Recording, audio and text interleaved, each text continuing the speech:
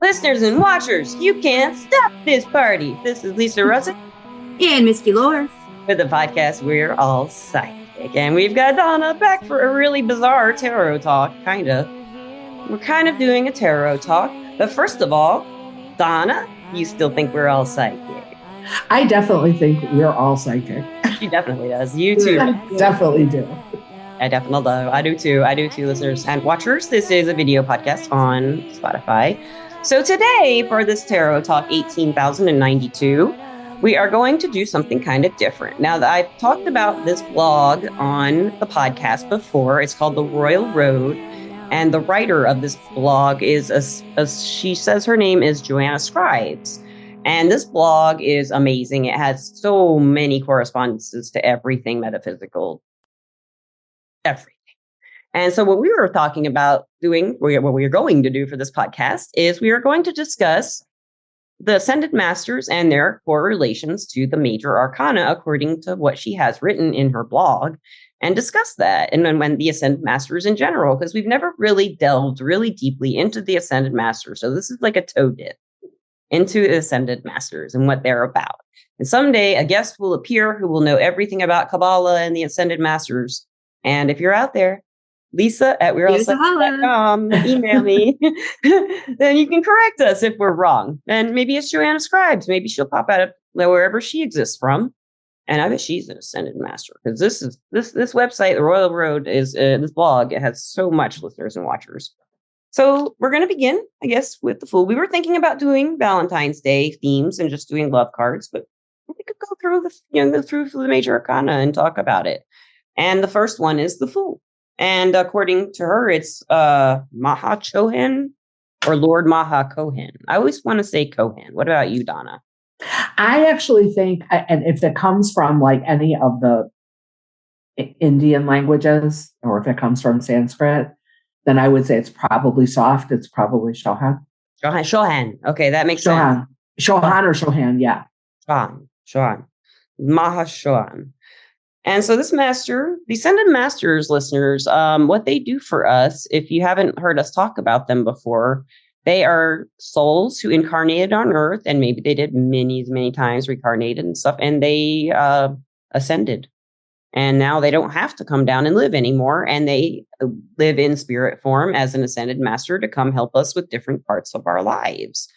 And so, like Lord Mahash Shohan. He would be the one for the Fool. And so he guards, he kind of like, what would you say, guards that card, or like embodies that card for you. And the Fool he's our life purpose. It's why we're here. It's us. We are the Fool, right? I mean, and we're on our journey. We're on our journey. Mm-hmm. We're on our journey. And that's the beginning of the journey. We start out kind of innocent of expectation. We're just ready to go and learn and do and be. And so we, and I do believe we're protected in that on a spiritual level.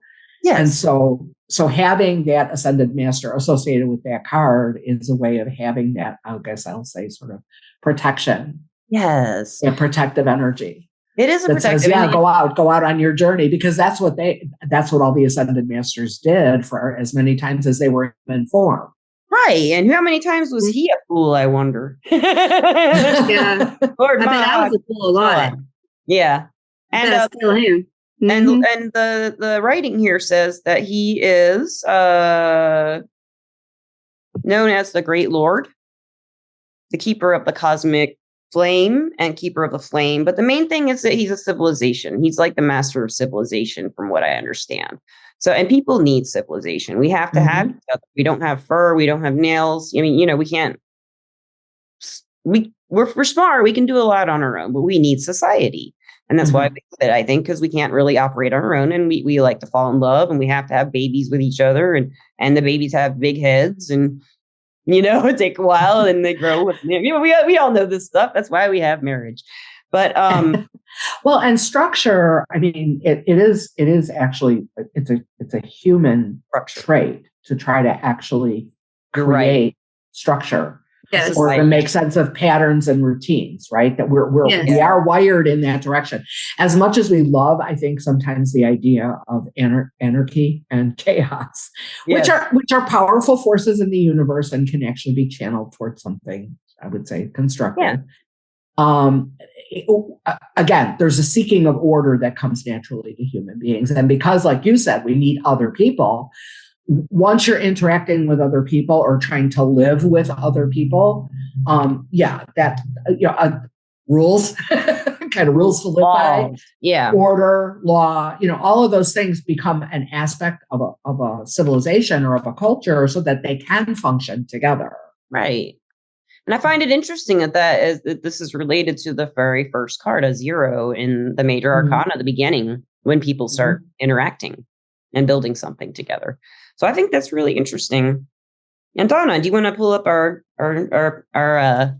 high priestess? Is that who's next? High priestess, or is it a magician? What am I thinking of? The magician. Magician's next. Or is it just me? Am I the only one whose internet is working? You're the only one whose internet is working. I have to do the announcing. At least at the moment. At the moment, yes. It's really weird, internet and listeners and watchers on this recording, because their devices aren't working. They can't get to the Royal Road Tarot, the Royal Road on their phones. And so I am just kind of surprised. It's just, we thought for a minute there we were the only 3 people left on the planet. But then we figured we weren't, because I heard a neighbor and dog and stuff. So this is the magician. We have Master Hilarion. Is that pronouncing it correctly, you think? Master Hilarion? And it says here, he offers help to those who may have transgressed the depths of degradation. That's kind of interesting, because the magician for me is you can do whatever you want if you know your power. If you know your innate power, you're capable of, you can do it. And when you reverse the magician, sometimes it's like no power or bad power. So when I read this and it's saying like, now my thing keeps opening ads. It's saying, like the depths of degradation. I mean, that's the worst of the magician, doing your worst, I am capable of the best of me, and I am capable of the worst of me, of destruction also. So the magician's not only about creating, it's also about destroying things, when it's reversed, in my opinion. So I think that's kind of an interesting ascended master to attribute to that, to one that brings people up out of degradation, where they have just used their willpower to just be, debaucherous or, control people or something. It's kind of how I take that. What about you guys? Control, yeah, that's what I would think. Yeah. Yeah. And control, and control definitely has a downside or a dark side. Oh, gosh, control of others. It can be good or bad. Yeah. Yeah. Because the magician upright, we're really controlling ourselves in our ways. And magician reversed, if it's not lack of power and it's overpowering, then it involves other people, So if it's dominate, if the purpose is domination of others, then I would say that's misapplied. And this master, and this master, if it's the will, if it's the domination that comes from, of channeling our will, right, toward creation or toward something that brings us up instead of down, then again, it's the flip side of the coin. It is, and I find it interesting that the ascended master associated with it helps the ones who went the bad way, took it the wrong way, went with their worst impulses, and this I do believe in redemption. And I've known horrible people who've done horrible things, and forgiveness maybe isn't my part to do. Someone else is a god or whatever. If someone they harmed, no one. I mean, nothing's ever happened to me that was just so like personally, to where I would want to, put someone in an electric chair, for example, like going extreme. But a lot of people, when they get in touch with their authentic power and they really know what they can do, they do want to take over the world for some reason. But that's a lot of insecurities. And that's, but if you explore who you are and know who you are and why you're doing what you do, you get to the priestess, which is the card. So let's see what her ascended master association is here. We have Lady Mary, Master Lady Mary.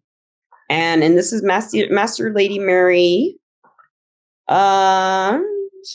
Pregnancy and birth. I guess this would be Jesus's mother. Yeah, the blessed. Yeah, that was my first thought. Yeah, the blessed mother. High priestess in this one. And it explains here that she bestows energies of the intuitive wisdom upon females who aspire to leadership within the community and in world affairs. And it gives us women, females, the courage to establish ourselves in society. So it goes back to that Lord Mahako, Shohan. And so I think, when the magician, he realizes he doesn't do it all for himself because of her. Mm-hmm. He likes her, maybe. I don't know. Because there's, But I find that interesting, that because I think of the Empress more for someone who encourages females, really, to be, because this continues to say she's present with every pregnancy and birth. Mm-hmm. That's what this says, that Master Lady Mary is, whenever somebody gives birth, she's present as an ascended master when someone gives birth. And that's kind of interesting as the high priestess, because I see her a lot in cards as someone's younger self. Their inner, or she is the bright reflection. Well, and she's sort of universally a virgin. Yes. Mm-hmm. Yes. And virginity in the sense, not necessarily a physical virginity of not having, had like physical intercourse. But again, the idea that there's a waiting possibility of creation. Yeah. But before it happens, like it's so far it's unmanifest. Yes. She's sort of love it. Right where the where the crossover happens. It's kind of where the soul comes in. Mm-hmm. I think that's really cool, Donna. I like that a lot. And the soul comes in with number 3, the Empress, my favorite.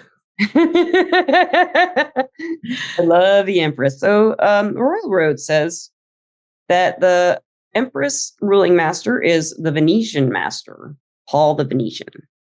So Paul the Venetian is says here intellect, powers of emotion, and he bestows these readily unto those interested into the study of arts and music. And the Empress is the creative card. Mm-hmm. And it says his vibration is to do with self-expression. And the number 3 really is, the Empress is number 3, and she is mm-hmm. self-expression. And, everybody's got that fertile, just want to grow something out of themselves. Mm-hmm. You can be the least creative person, I think, and you've got that in you. And if you don't think you do, you can ask Paul the Venetian to help you. And that's what the Ascended Masters do. We can ask them for help. Exactly. And it doesn't necessarily have to be an artistic expression as such. True. It could be. I mean, the arts are wonderful, but it wouldn't have to only be in the arts. It could be right. Business. The person could be in business. They could be into agriculture, gardening, anything like that, where you grow something, right? Grow and then nurture. Yeah. I like that. Yeah. And I don't know much. I know Paul the Venetian is a Catholic saint, I think, Mm-hmm. Saint Paul. And I think he was one of the 4 apostles. Is that right? Mm-hmm. I just don't remember my Catholicism very well. But I don't either. I always liked Paul. I like that a lot. So Paul the Venetian, and it says, now in this thing, it does talk about the tree of life a lot. We're not going to get into the Kabbalah and the tree of life in this podcast. Mm. I don't feel educated enough to really introduce that topic. And then again, Lisa, we're all psychic if you are. So I guess we can go on to good old Emperor, number 4. And who is the Emperor's ascended master? Let's see. We have got Master El Moraya. El Moraya. Master El Moraya. L-E-L-M-O-R-E-A.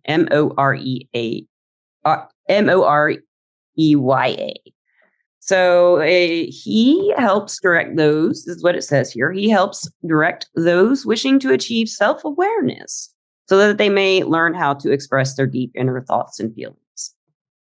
Now, the Empress is the female and the creative, and the masculine is the Emperor. And, in our culture anyway, men don't really express themselves that much. They're not supposed to. They're not allowed to as much. And they get, in the States, I would say. So the Emperor, and I look at that card, he's like a really bold figure. He's not talking. He takes control. Yeah. Mm-hmm. And here is this master, ascended master, is again helping the hard parts of the burden of the emperor. Because here it's saying the self-awareness so they can express their power the right way, you know? And I feel like these ascended masters, associating them with the cards as we're going, showing that ascended masters are trying to bring people out of the dark side of that card and show them how they can use the benefits of what they've got inside of them corresponding to that card. Does that make sense to you guys? It does. And the idea of authority, we tend to think of it, I think, a lot of times in a negative context. But, yes. But there are a lot of positive ways of being an authority. Right? Yeah. I mean, you're right. One can be an authority on a topic.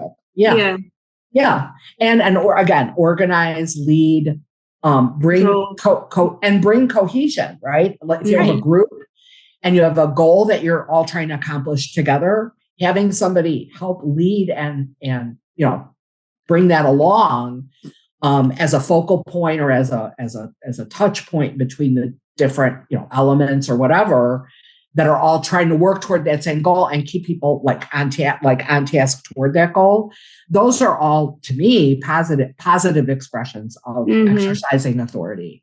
I agree. Right. I like that. That's very, very, I like that. And I'm still finding it says here also, he assists stimulating those who initially may find some difficulty in realizing they need to accept spiritual enlightenment. So it does talk about that authority needing some kind of higher. Yes, a higher authority. Yeah. I think that's kind of interesting too. Definitely. And we're getting a number 5 Hierophant. And we all know the Hierophant, right? I don't know if Yes, indeed. Yes, indeed. You know the Hierophant. So it says his ascended master is Serapis Bey. Master Serapis Bey. Do you think I'm pronouncing that correct? Serapis. I like Serapis Bey. Serapis, I think. Serapis. Serapis. And then the word Bey. Bey is his second name. No, so Serapis Bey encourages and stimulates creative ideas and thoughts to those involved in architectural, artistic, musical, and theatrical fields. His energy motivates one to express their creativity. So I get a teacher kind of vibe out of that.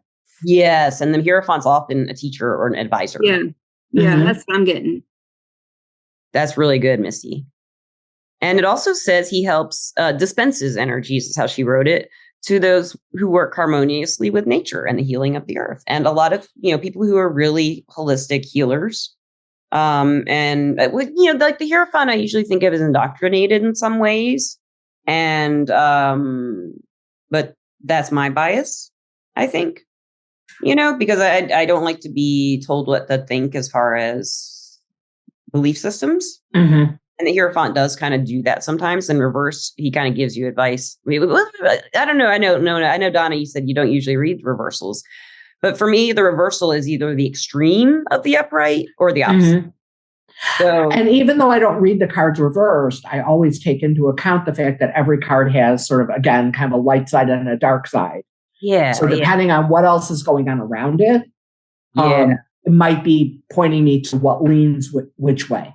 Yeah. Which aspects of that card's energy are coming out? Are they the more positive aspects or are they the darker aspects? Yeah. And way back when we included science and metaphysics together, a long time that we did this.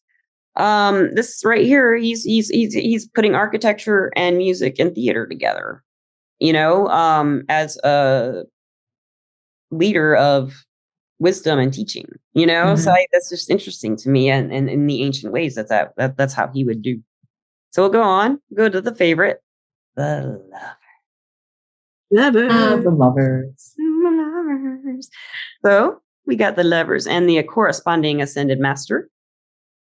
This is Master Cthulhu. Did I say that? Do you think I'm saying that right? Cthulhu? Mm-hmm. Says here, Master Cthulhu is an initiate of wisdom and love.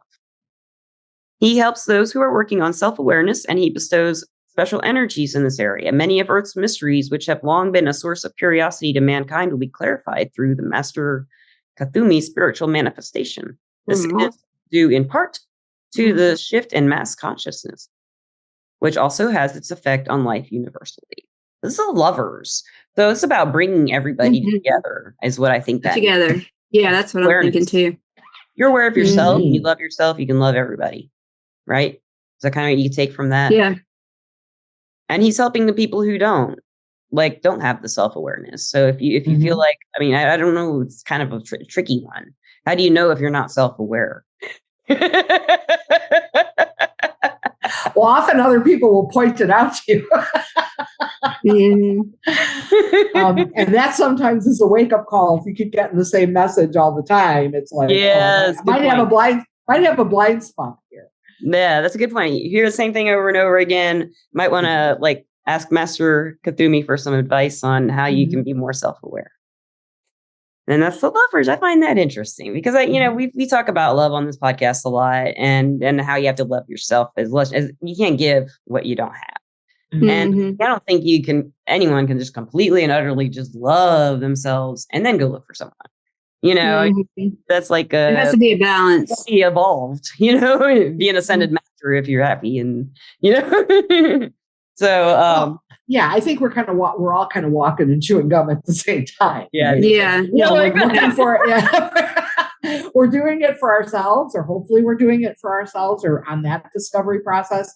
But at the same time, you had mentioned earlier, even going all the way back to the beginning, we don't live in a bubble. We live with other people, and we seek communication and connection with other people, romantic love or any kind of relationship. So yeah, I mean, we're kind of doing both at the same time.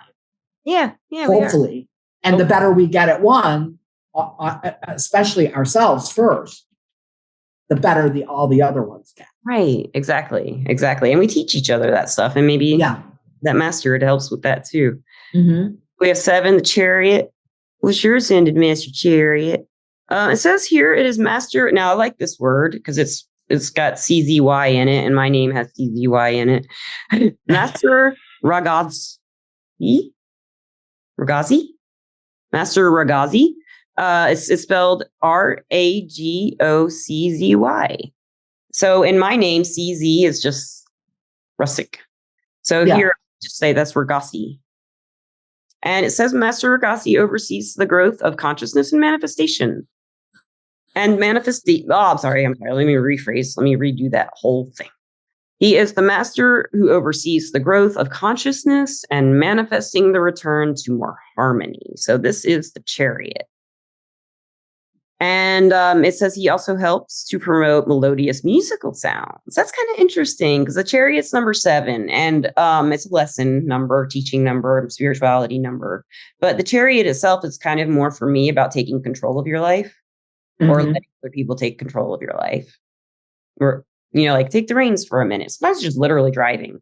A lot of times it is.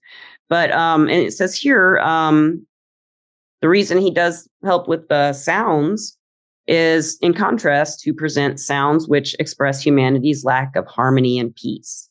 So he's offering assistance to people who are really rigid and stuck in their ways is how this is.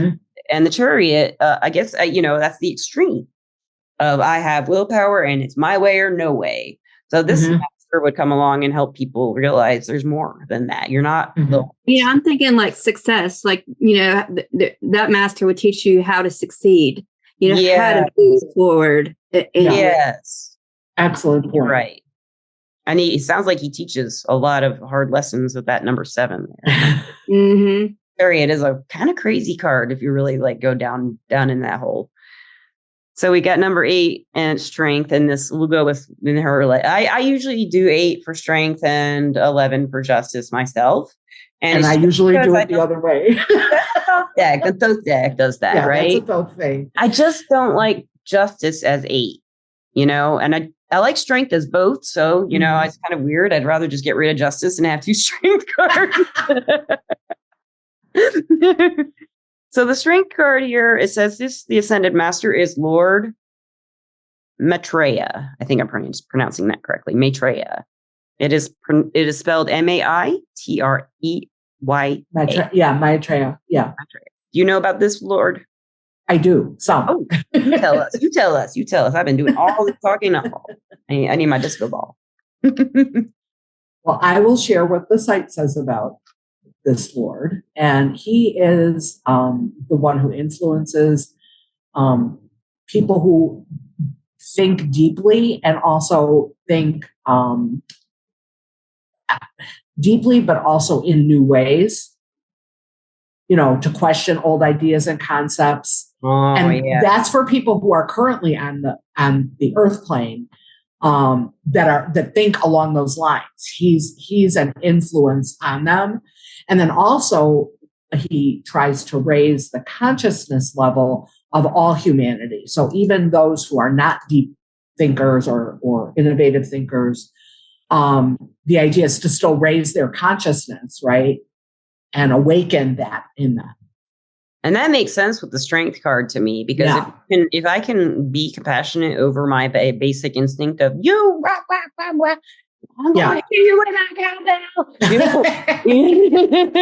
Sorry, Misty. I love the cowbell.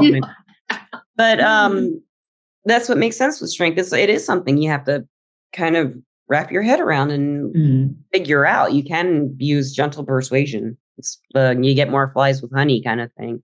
But it's a really card. Strength is. It has a lot of layers to it, and I like how you just put it. How he matches with that card. That's really cool. And of course, number 9, the Hermit. Who would this be? Who would this be? It says it is our Lord Jesus, and they say his name. Jesus, Master Jesus is the Hermit's associated ascended master, according to this blog.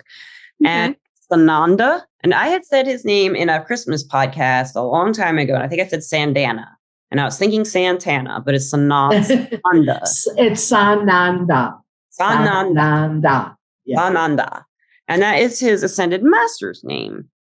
And it says here that he continues to awaken and strengthen inner devotion with the hearts of mankind. So this is the Hermit. I mean, the Hermit is introspective, and you're learning the big lessons, the big themes about life and everything. And Jesus, I mean, the golden rule is like the most beautiful thing I've ever heard as far as way to live life, right?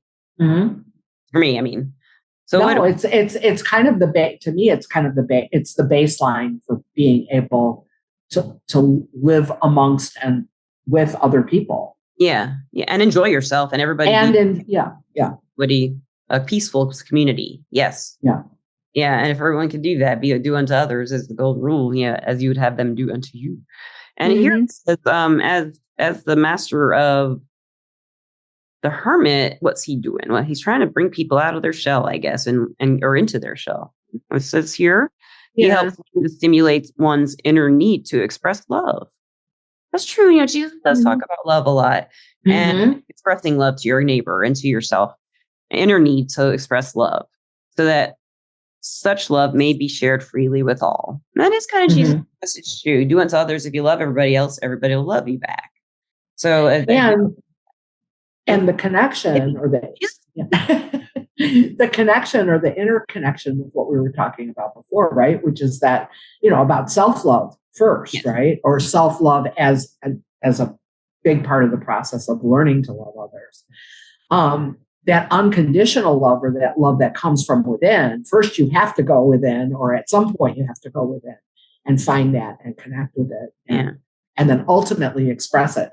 But the discovery process, that's kind of where it starts. And I love that. And in our culture, Jesus, I guess, in America, the major religion is Christianity. Jesus, that's, what we hope happens here. People start being more compassionate with each other and stop fighting over stupid stuff, in my opinion. It's not stupid stuff that people are fighting over, but we can come together and work. And that's what Jesus's message was. And that's what the Hermit does. He advises. He tells you how to do it right, because he's done it all wrong. He figured it out and thought about it. Yeah. And it really, I'll tell you, what we fight about isn't stupid. But when we resort to violence to fight out our differences, that's the stupid part. I agree. Because ultimately, that's where there's an ultimate, I think, kind of, or inherent mutual destruction or assured mutual destruction in that, because violence, even if you quote unquote win, you lose your temper, you beat somebody into the ground. You never win. Yeah. You lost too. You won that fight, but you lost. There's no winner. You lost something of your. I agree with you. And still, they're going to come back and get you, and you're going to act. And then that's going to right. And then violence just feeds violence, and everybody loses. I agree. Yep. I totally agree with you there, and I think that was a big part of what Jesus was trying to. Yeah. Well, did he say an eye for the eye makes the whole world blind, or was that Buddha? I'm not sure. One of them said an eye for an eye makes the whole world blind. One of these it was Buddha. Yeah. One of these masters did. I bet Jesus and Buddha both said it. They probably did. They probably both did. So we'll move on. I love that. That's beautiful. And Wheel of Fortune. Wheel of Fortune, guys, number 10. This is the one we got to find out. That's a good one. Meaning of life. Master Hilarion again. We got Master Hilarion again. And Master Shohan, the one who... Oh, you're right. Lord Master Shohan. Shohan is there too. So they're like that name. They're conjoined here. Their energies are conjoined here. Think about it, Donna. You do it. So, okay. So the idea here is that with Mahashohan, again, his influence is to help guide people who aspire to leadership. And then with Master Hilarion, again, rising up from or reaching out to those who are in the depths of, whatever, despair, degradation, what have you, to try to find their way back up. And those combined energies make a lot of sense because often people who become good leaders have gone through some shit, as the saying goes, right? They've seen some stuff, They have seen. And so, and so that makes them, I think, even more dynamic or even more powerful as leaders, trying to lead people up, because they've been there. Yeah. And the wheel is all about like where you are in life and how you feel about it. And how, and when you're up or when you're down, right? But it does keep just kind of go with the flow. Mm-hmm. Yeah.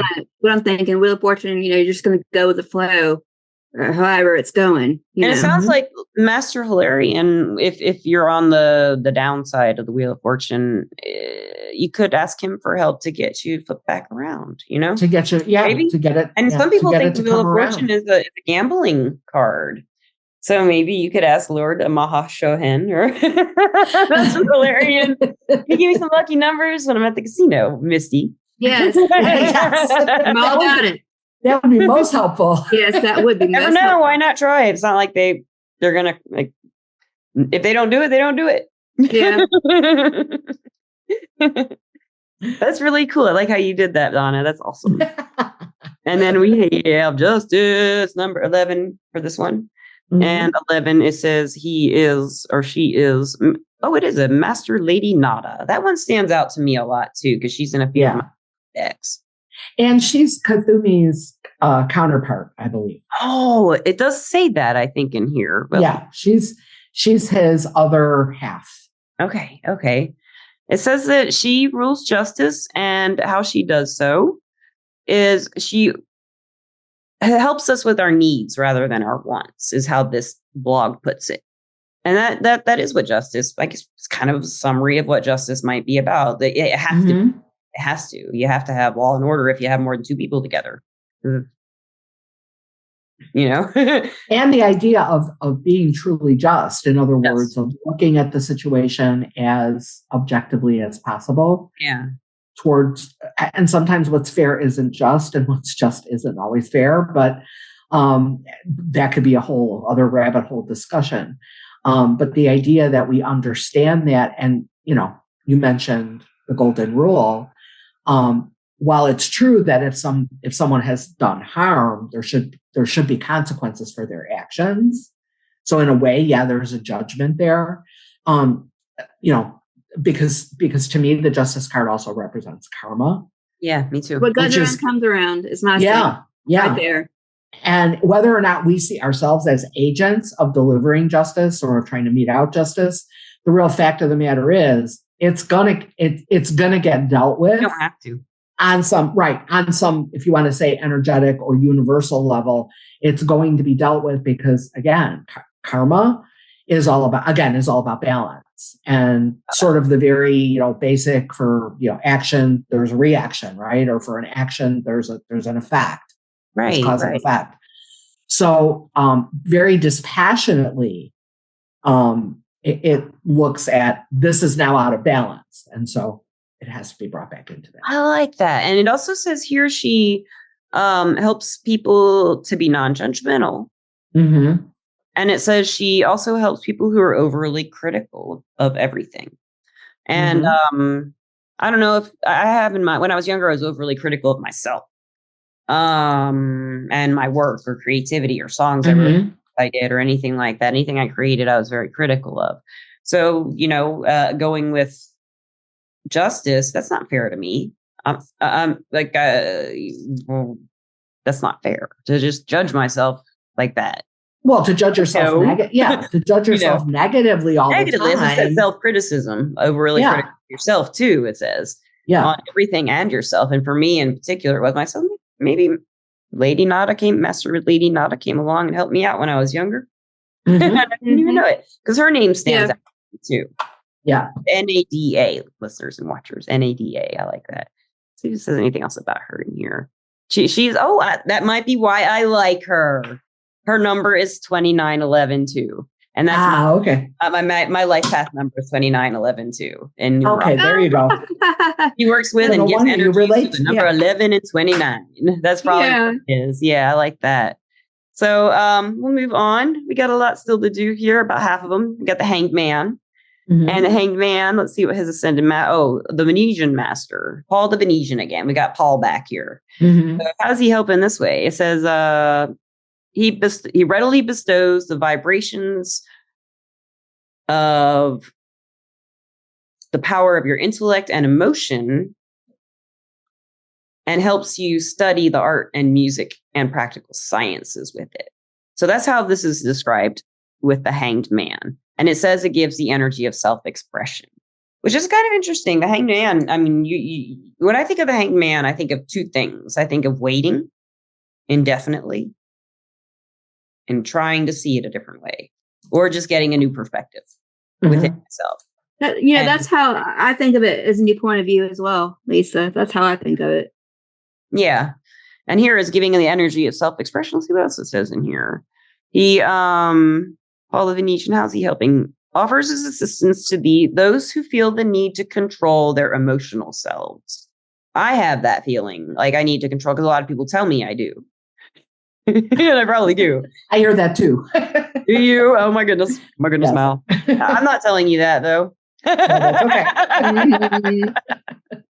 And it says in which the ego has unknowingly gained dominance in that particular instance though. Which, of course, you and I are totally innocent there. So, I mean, in that case, being with the Hanged Man, I mean, I guess that does make sense with like, if you're in a situation you can't get out of, you can't fix, you feel screwed, you want to do something, And over here, this Paul the Venetian is like, just let go of your ego, let go of your dominance, just hang upside down for a while from that tree, Yeah. And let go of your need for control. Yeah. Let go of your need. And look at it in a different light. Yeah. And look at it from a fresh perspective. Right. Pray to St. Paul, ask St. Paul to help you with that. If you want to, this is kind of an interesting thing you could do with the major arcana too. Listeners and watchers, if you're listening to this and you just pull a card, you're asking for ascended master's wisdom. Pull one of the major arcana, pick a card, and figure out which master it goes. Go to this website. I'll put this blog in the description of the podcast and read about these masters. There's just tons more about them than just what we're going over, and see how it might help you if this is the card that you're drawn to with your deck. And let's see. Now we will go to the death card. The death card. Your favorite card. And this is Master L. Moria? Moria, would you say that's how it's pronounced? Okay. And it says here, he helps direct those wishing to achieve self-awareness so that they may learn how to express their deeper inner thoughts and feelings. And he assists in stimulating those who may initially find some difficulty in realizing the need to accept spiritual enlightenment. And death is a lot about the death of the ego, and in the tarot, Mm-hmm. the death of what was before. A lot of it has to do with what we're holding on to because of we identify with it is kind of as our who we are. And tarot wants us to identify with just who we are, not as anything else. We just are, right? Kind of that's the impression I get from the tarot. So with the death card coming along, and this master El Moria, it says he also helps people with astrology and numerology. Interestingly enough, Interesting. Which, I mean, it teaches you the mysteries of life. Numerology and astrology do. So, what was your take on this, Donna and Misty? For me, oh, go ahead, Misty. No, go ahead. No, Donna, go ahead. I'll go after you. Okay, I was just going to say the idea that we can transform through deeper knowledge. So again, whether it's astrology, numerology, whatever path to deeper understanding of ourselves and kind of where we fit into the world, that's a transformation that allows us to grow and allows us to change. Yeah, definitely. Yeah, and I mean, I was just going to say something like that too. It's kind of like a new beginning, end in a new beginning. An end to something and a new beginning to something else. And it seems like I saw something else on here I wanted to bring up about him. It says he does work with anybody who wants to have a desire to expand their level of awareness. So this isn't a name that I was drawn to, but I feel like I just feel like there's a listener out there right now listening to this. Not right now because we're recording it, but when you're listening to this, I feel like that this is for you. I don't know why. I just got that feeling someone's listening. They're gonna go, oh, I think it's Master El Moria. So whoever you are out there and you just heard that and you've had a fascination with the death card, go look that guy up. I think it's you. You know who you are. That one's for you. Good for you. Mm-hmm. And now we have Temperance, number 14. Okay, and the Ascended Master for this one is Master Serapis Bey. Serapis? Did I say it Serapis last time? Serapis Bey. So what do you know about this one? It's interesting because in light of the Temperance card, right? The idea of, again, creating balance and also the flow between giving and receiving. This Ascended Master gives energy to those who work with, the healing arts, healing the environment, somebody who works, again, in harmony with nature or wants to be attuned with nature. Also, interestingly enough, it says here, and this is something I did not know, but this is as, this same website that we're using, Joanna Scribes' website, that this master encourages people who find difficulty or conflict with their masculine, feminine gender, and to trust and be true to that. And also, again, going back to the idea of balance, I would think that since all of us have masculine and feminine energy, I'm not talking about gender or sex now. Yeah, energy, yeah. But the energetic elements of the masculine and feminine working together, that would be another way to bring harmony. I've never really thought about the Temperance card as the masculine and the feminine. I always think about the Lovers as that. And I also think of the Lovers bring it within ourselves. But the Temperance is too. And it's bringing a lot of different, not just the masculine, but right here, this is what they're, right. Yeah. And it says it helps with creative thinking too. And as you know, since I use the Thoth deck, the card in the Thoth deck that is the correspondence to Temperance is not called Temperance. It's called art. And it actually speaks to alchemy. Okay. The alchemical process, right? Which, again, with alchemy is also an art. But there's art, they're expressive or creative arts, but also the art that comes with the proper combination of forces, elements, chemicals, whatever it might be, to create. Yes, something of that. Love that. That is perfect for Temperance. Yes. And that Yeah, that you put that really, really great. I love that. Temperance is like one of my favorite. I always think of it as a faith card too. So you have faith in yourself or faith in something else, you know, and if you do, you can create, you can balance, you can accept your masculine and feminine energies and all these things. If you just can find faith that everything will be okay, or there's maybe an ascended master who will help you. So we'll go on to the devil. Ow, we got to do the devil. Misty. Gotta do the devil. Misty, I don't know why I said Misty after I opened up the devil. Misty, the devil. It is Master Cthulhu. I think we talked about this one already, right? Cthulhu. Yes. In conjunction with the lovers, which again makes sense because this, the 6, right, is the lover's card number.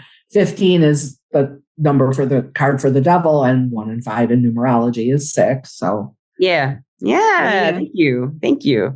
And they are sort of mirror images of each other also. They are, because there's the angel in the lover's card and the devil in the devil's card, or the devil card. And they're the man. I love how in the devil card, the man is looking at the woman's body and the woman's looking up at the devil. I just think that just cracks me up. I don't know why, but it just cracks me up. I think it's hilarious. So this Master Cthulhu here, it says he helps those working on self-awareness, like we talked about. And in regards to the devil card, how is he helping us? I think it's the same way, self-awareness. And the earth's mysteries will be clarified through his spiritual manifestation, it says. So, earthly things is what the devil is about. Earthly, or the life, things of life that you want to do that you shouldn't, that feel good, that hurt you, or something like that. Addictions, problems that you like. You can't get away. Yeah. And things that you don't necessarily want to let go of. And again, self-awareness really does. But how do you know you're not self-aware? That's where the society comes back in. We got to have that fool. We got to have that Lord Maha Shohan to start us out with society. So then that's the devil. And I think we'll go ahead and just skip on past Misty, the devil, unless you have something else to say about the devil, Misty. I really want to hear what Misty thinks about the devil. What do you think about the devil? Let that sink in. Hey, we're getting through this. We're on number 16, the tower. The tower. The card nobody wants to see. Nobody wants to see. Don't you say that about me. No tower on mine. No. Don't say anyone's name. No names except for the master. And the master associated with it is Rakashi, the one that has a CZY in it. Right, the CZY guy. Ragashi. Okay. Here's what I like. In one of his incarnations, he was the Comte de Saint-Germain. I think that's easier to say. Comte de Saint-Germain? Le Comte de Saint-Germain. So Le Comte de Saint-Germain. They're Saint-Germain. Saint-Germain. Yeah, Saint-Germain. Yes. Oh, know that? That makes it to me, that's a lot easier. Right here. Comte de Saint-Germain. Yes. I like that. Le Comte de Saint-Germain. I do like that. I speak a little French. Misty, you do speak a little French. Didn't you say you took French in high school? No. I thought you did. I don't know why I thought you spoke a little French. Maybe we'll have to teach you French. Oh, oui, yes. Oui. That's about it. So the way this master helps is with the tower. How do you do it? Says he brings harmony, melodious musical sounds, and oversees the growth of consciousness and manifesting the return of the harmony and the sounds. A lot of these bring up music. And, I've always really felt the world is all about resonance, existence, and physics. So, I think a lot of people do, about how the frequencies all work together. And apparently, with the tower, all the frequencies go boom. They don't work anymore. And so in that way, that could be what he is known as. And he's trying to bring the harmony back. Although the tower is about destruction, when it's destroyed, the harmony is restored usually, So I guess that's what he's helping with picking up the pieces, maybe, or when you're going through it, you could call on him and to kind of get you through it. And I like that. Music is soothing. And, if you're going through the worst time of your life and you can listen to a song you love and it might make you feel better. Mm-hmm. Sing a song. Absolutely true. Yeah. Play a song. What I think I love about music too is it's something that you can leave behind. Like when you pass on, if you write music, you can leave that behind for others to hear and generations to come. It doesn't die with you. And there's standards that go back, hymns. I mean, they go back songs that go back years, millions of years for all we know. We, this is the song that never ends. Just goes on and on, my friend. Okay, we're gonna stop. Yeah. That's the end of the tower. Oh my gosh. And then we're going to the star. The star is the next one, number 17. And let's see what the ascended master is. So after the tower, we got the star, gives us some hope, right? Yes. So the master is Lord Master Maitreya again. Maitreya, did I pronounce it? So what do you think about this one, Donna?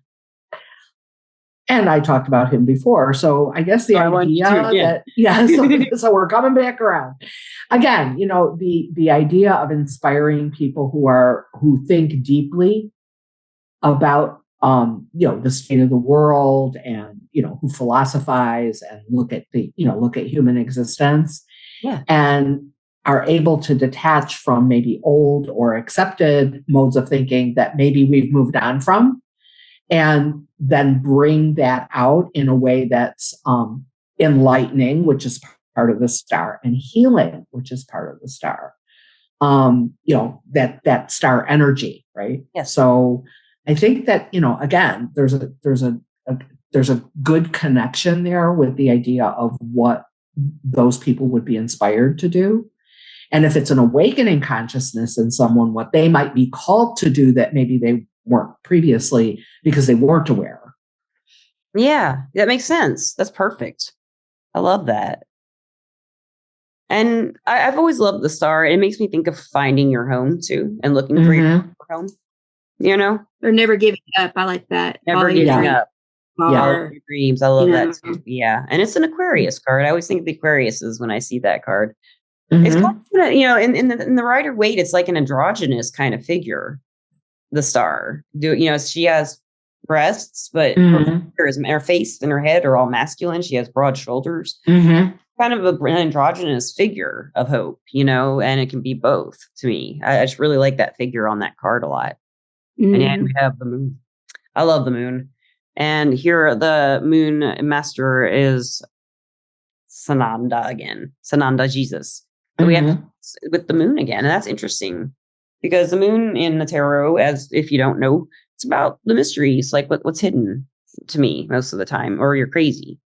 To me, the reverse moon isn't you're crazy, or it's usually you see clearly finally. You're out of you're seeing what was hidden. So here, Jesus, it says, helps inspire, strengthens inner devotion, stimulates one's inner need to express love, so that love may be shared freely with all. And see, the hippie. I mean, he's saying, like through this, the moon, if you have love for yourself, for others, you will find your way through the darkness of the moon, of the night, the dark night of the soul. If you just have that love within you for Jesus, for anything, love, just have the love within you through the moon cycles, and you can live through them. It's kind of how I take that, How do you guys take it?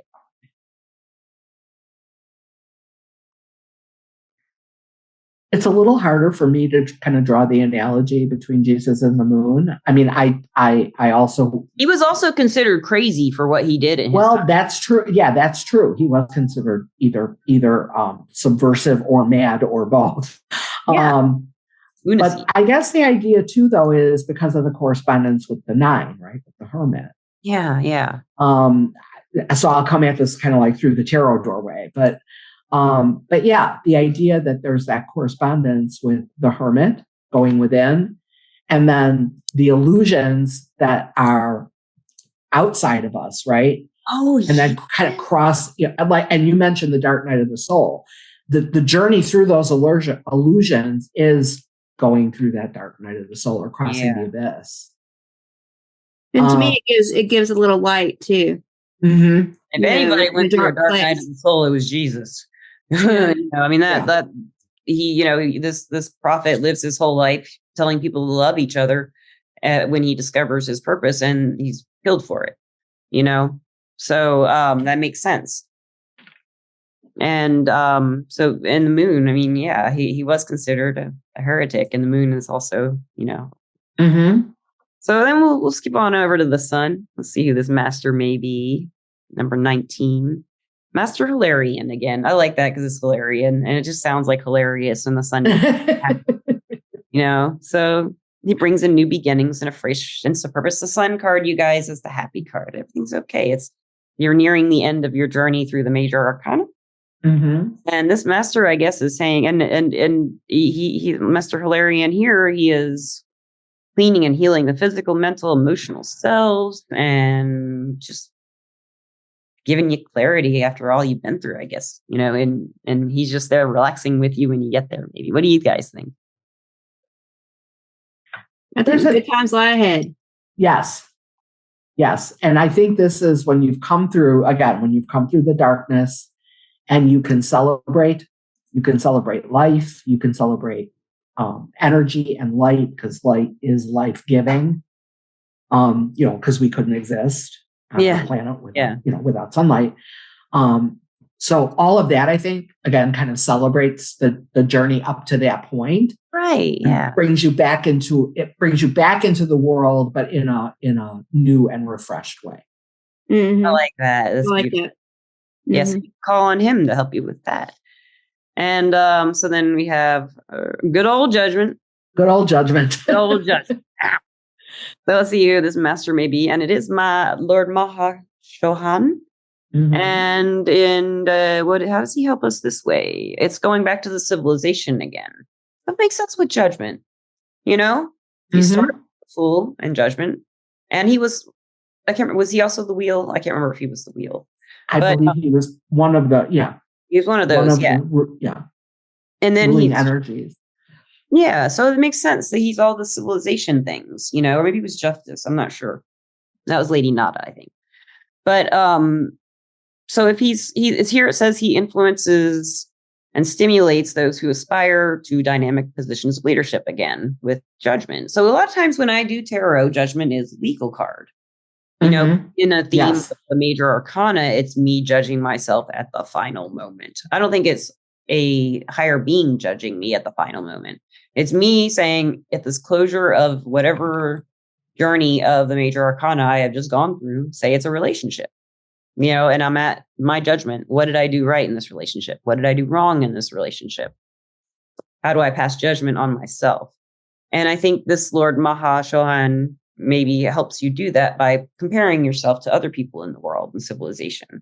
You don't have to compare yourself as like negative. You need to keep the judgments out enough, but compare yourself and see where you compare everybody. Yeah. That's kind of how I would see that. What do you guys think?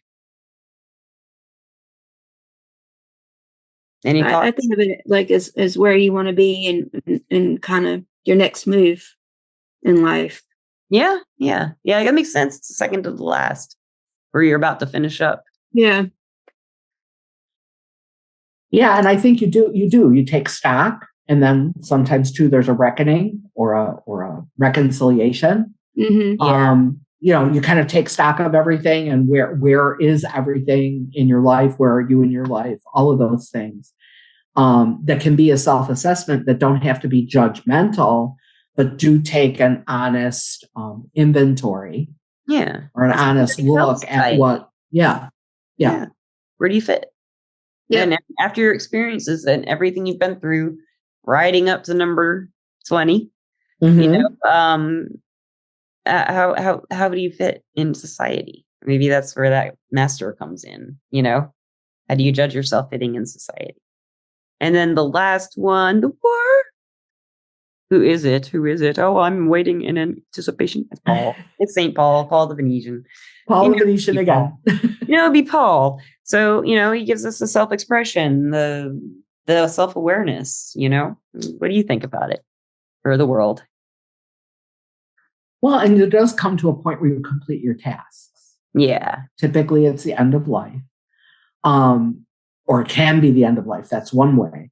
But since the whole tarot, is cyclical, and life is cyclical, it could be just the ending of a chapter in your life or a certain phase or stage in your life before you go on to the next thing.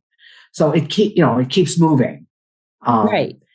And depending on how anybody feels about the afterlife, whether there is one or what that looks like or what that might be, even that transition, there's still something, if you believe in an afterlife of some kind at all, or even reincarnation, which in a way is still an afterlife, because there's another it is an afterlife and a before life.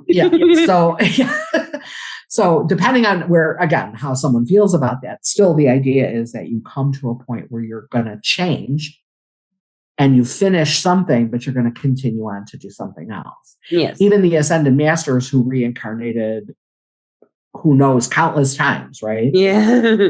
Came to a point where they were able to not need to come back into a physical body to continue their work. Right. But they're still out there continuing their work by being available to us to tap into that energy. Yes, and learn about. They're still not done. Yeah, so they're not done either. It's just different. And there are more Ascended Masters than the ones we've met. Yes, there's a bunch of. There are hundreds from what I understand. A whole bunch of literally hundreds. Hundreds. And I've mentioned this before on the podcast, but some people think Freddie Mercury is an Ascended Master now. It's like a lot of metaphysical people are saying that about Freddie Mercury. He's coming and visiting people, mediums. I've just heard a lot of mediums say that. Yeah. Weird. A medium told me that a long time, it was about in 2018. And I was thinking about it and I was like, okay, well, I'll see if Freddie Mercury will come. And he came, but he had the short hair and the mustache and he didn't say anything. He stood there. And I was like, hey, hey, too. And then he left. And I was like, that was cool. Next time, stay a while. Yeah. Just ask them to stick around. We'll do that when you come over, Misty. Yeah. Well, or when you're ready for that piece of whatever he now is overseeing, right? Or when you're needing to connect with that. Maybe he was like, yep, I'm here. I'll be back when you need me. Maybe. Yeah. That's exactly what it is. Yeah. Love it. So,